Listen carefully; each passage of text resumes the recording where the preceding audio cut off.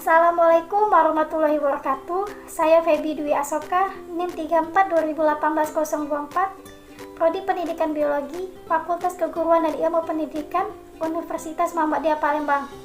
Tujuan saya membuat video ini untuk ujian tengah semester mata kuliah evolusi. Di sini saya akan menjawab pertanyaan soal 1 sampai soal 4.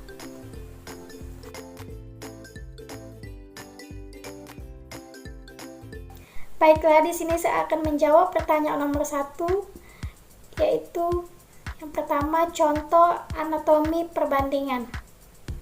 Teori evolusi memprediksi bahwa keterkaitannya organisme ditunjuknya kesamaan organ yang berasal dari nenek moyang umum. Bagian tubuh dengan struktur dasar yang sama dikenal dengan homologi. Masing-masing daun memiliki bentuk dan fungsi yang berbeda, namun semua berasal dari struktur yang sama atau homolog. Contohnya itu kantong semar dan Venus flytrap menggunakan daunnya untuk menangkap dan mencerna serangga. Yang kedua, daun merah cerah dari Poinsettia terlihat sebagai kelopak bunga. Yang ketiga, daun kaktus mengalami modifikasi menjadi duri-duri kecil sehingga dapat mengurangi laju kehilangan air dan dapat melindungi kaktus dari herbivora, hewan herbivora. Yang kedua yaitu embriologi perbandingan. Sebagai contoh, embrio anak ayam dan manusia kedua-duanya mengalami suatu tahap di mana mereka mempunyai celah dan bangun lengkung di dalam leher mereka yang serupa dengan bangun lengkung dan celah insang dari ikan. Selanjutnya yang ketiga yaitu biologi molekuler. Hubungan evolusi di antara spesies dicerminkan dalam DNA dan proteinnya atau dalam gen dan produk gennya. Biologi molekuler mendukung pemikiran Darwin, yaitu semua bentuk kehidupan saling berhubungan sampai tingkat tertentu melalui cabang-cabang keturunan dari organisme yang paling awal. Bahkan organisme yang secara taksonomi berbeda jauh seperti manusia dan bakteri memiliki beberapa protein yang sama. Misalnya sitokrom C, suatu protein yang terlibat dalam respirasi seluler dari semua spesies aerob. Dan demikian biologi molekuler telah menambahkan babak terbaru.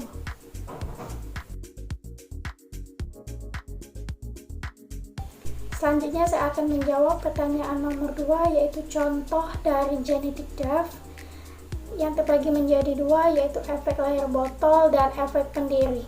Terlebih dahulu saya akan jelaskan genetic draft atau penyimpangan genetik. Genetic draft atau penyimpangan genetik adalah perubahan dalam gen pol karena suatu kejadian yang menyebabkan frekuensi alel dalam populasi tersebut mengalami perubahan. Genetic draft terbagi menjadi 2, yaitu efek layar botol dan efek pendiri. Yang pertama yaitu efek layar botol. Efek layar botol yaitu kebakaran hutan, banjir, gempa bumi, dan lain-lain dapat mengakibatkan penurunan populasi secara drastis. Akibatnya, individu-individu yang selamat tidak ada lagi atau tidak dapat lagi mewakili variasi genetik yang pernah ada. Bahkan mungkin alel yang sifatnya tertentu yang khas hilang sama sekali. Selanjutnya itu efek pendiri. Efek pendiri yaitu suatu kelompok kecil individu yang menempati habitat baru yang terpencil yang tidak berpenghuni. Tidak akan mewakili keanekaragaman genetik dari populasi asal yang ditinggalkan.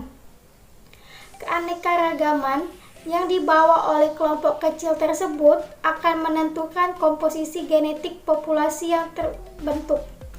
Sehingga sering dikatakan bahwa pada daerah-daerah tertentu atau tersebut terdapat spesies endemik atau hanya terdapat di daerah tersebut.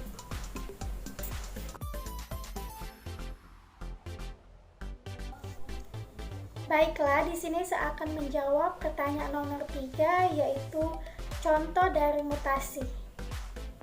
Mutasi adalah perubahan dalam susunan DNA suatu organisme. Perubahan susunan DNA yang terjadi pada gamet akan merubah gen populasi dengan menggantikannya dengan alel yang telah mengalami mutasi.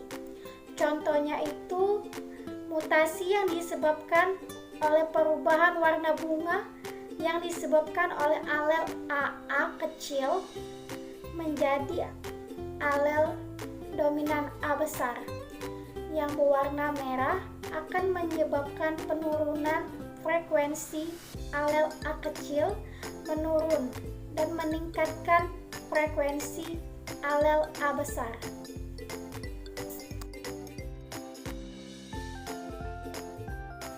Baiklah, di sini saya akan menjawab pertanyaan yang keempat, yaitu yang pertama, isolasi sebelum perkawinan atau prezigot.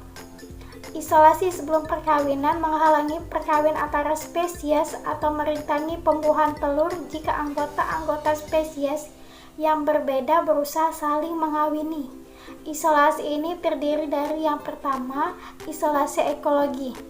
Contohnya pada pohon jenis Platanus occidentalis yang terdapat di bagian timur Amerika Serikat dan Platanus orientalis yang terdapat di timur Laut Tengah. Kedua spesies ini dapat disilangkan dan menghasilkan hibrid yang kuat dan fertil.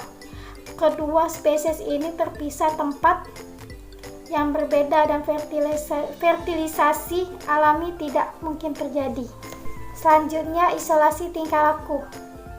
Contohnya pada hewan jantan spesies tertentu memiliki pola pikir yang spesifik dalam menarik, mendekati, dan mengawini pasangannya. Yang kedua yaitu isolasi setelah perkawinan atau pozigot. Hal ini terjadi jika sel sperma dari satu spesies membuahi ovum dari spesies yang lain. Maka pozigot akan mencegah zigot hibrida itu untuk berkembang menjadi organisme dewasa yang bertahan hidup dan fertil.